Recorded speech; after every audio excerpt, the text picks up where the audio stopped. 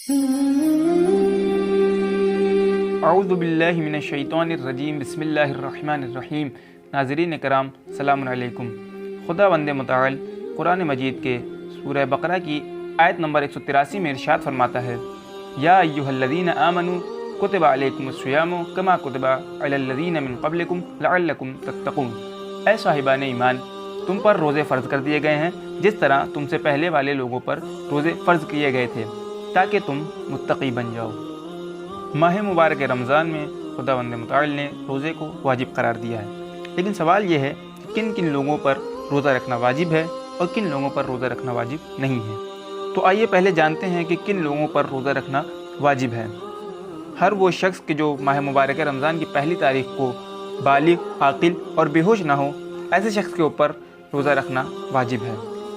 لیکن کچھ افراد ایسے ہیں کہ جن پر روزہ رکھنا واجب نہیں ہے، آئیے ان کے بارے میں جانتے ہیں۔ نابالغ بچوں اور دیوانوں کے اوپر روزہ رکھنا واجب نہیں ہے۔ اسی طرح سے ایسی خاتون کہ جو حیض یا نفاس کی حالت میں ہو، اس کے اوپر بھی روزہ رکھنا واجب نہیں ہے۔ اس کے علاوہ وہ شخص کہ جو سفر میں ہو، مسافر ہو اور اپنی نمازوں کو قصر کر کے پڑھ رہا ہو، تو اس کے اوپر بھی روزہ رکھنا واجب نہیں ہے۔ اس کے علاوہ وہ افراد کہ جن کے لیے روزہ رکھنا نقصان کا سبب ہو یا شدید تکلیف کا باعث ہو کہ جسے عام طور سے برداشت نہ کیا جا سکے، جسے ہم 3 گروہوں میں تقسیم کر سکتے ہیں۔ نمبر 1، ایسے بوڑھے افراد کہ جن کے لیے بڑھاپے کی وجہ سے روزہ رکھنا نقصان کا سبب ہو یا بہت زیادہ سختی کا سبب ہو کہ جسے برداشت نہیں کیا جا سکتا۔ نمبر 2، وہ حاملہ خاتون کہ جس کے روزہ رکھنے سے اس کے یا اس کے بچے کے لیے نقصان کا سبب بنے، تو ایسی صورت میں اس خاتون کے اوپر روزہ رکھنا واجب نہیں ہے۔ نمبر 3، وہ خاتون کہ جو بچے کو دودھ پلا رہی ہو اور روزہ رکھنا اس کے لیے یا اس کے بچے کے لیے نقصان کا سبب ہو، تو ایسی صورت میں اس کے اوپر روزہ رکھنا واجب نہیں ہے۔ آئیے آپ جانتے ہیں ان چیزوں کے بارے میں کہ جن سے روزہ باطل ہو جاتا ہے۔ سب سے پہلے آتا ہے کھانا پینا۔ اگر کوئی شخص روزے کے دوران جان بوجھ کر کوئی چیز کھا لے یا کچھ پی لے، تو ایسی صورت میں اس کا روزہ باطل ہو جاتا ہے۔ لیکن اگر کوئی شخص بھولے سے کچھ کھایا پی لے تو اس کا روزہ باطل نہیں ہوتا ہے، لیکن ضروری ہے کہ جیسے ہی اس کو دھیان آئے فوراً جو کچھ منہ میں ہے اسے نکال دے۔ دوسری چیز کہ جس سے روزہ باطل ہو جاتا ہے، جمع کرنا، ہم بستری کرنا۔ چاہے منی نہ بھی نکلے پھر بھی ایسی صورت میں روزہ باطل ہو جاتا ہے۔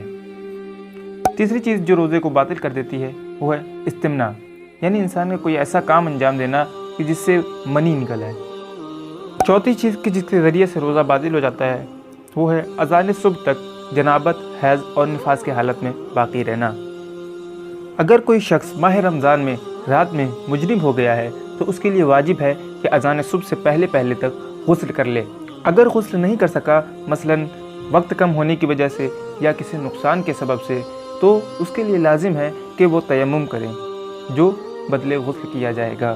یہاں پر خواتین کے لیے ایک مسئلہ قابل ذکر ہے کہ اگر کوئی خاتون روزے سے ہے اور اذان مغرب سے 1 منٹ بھی پہلے وہ حالت نجاست میں آ گئی ہے، تو اس کا اس دن کا روزہ باطل ہو جائے گا اور اس کی قضا بعد رمضان کرنی ہوگی۔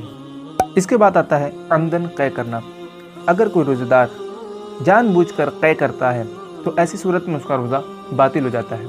لیکن اگر کسی کو بے اختیاری طور پر الٹی آ گئی اور قے کر دیا تو اس کا روزہ باطل نہیں ہوتا۔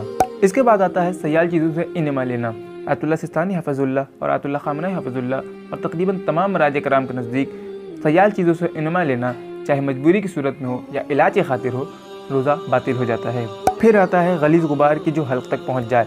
آیت اللہ سستانی حافظ اللہ اور آیت اللہ خامنہئی حافظ اللہ کے نزدیک احتیاط واجب کے طور پر غلیظ غبار کو، یعنی کسی گہرے دھوئیں کو حلق تک داخل کرنے سے روزہ باطل ہو جاتا ہے۔ اسی طرح آیت اللہ سستانی حافظ اللہ اور آیت اللہ خامنہئی حافظ اللہ کے نزدیک احتیاط واجب کے طور پر خداوند متعال اور رسول اکرم صلی اللہ علیہ وآلہ وسلم اور ائمہ طاہرین علیہم السلام پر بہتان باندھنے سے بھی روزہ باطل ہو جاتا ہے۔ آخری چیز کہ جس کے ذریعے سے روزہ باطل ہو جاتا ہے، جسے آیت اللہ خامنہئی نے ذکر کیا ہے اور آیت اللہ سستانی نے ذکر نہیں کیا ہے، وہ ہے پورا سر پانی میں ڈبونا۔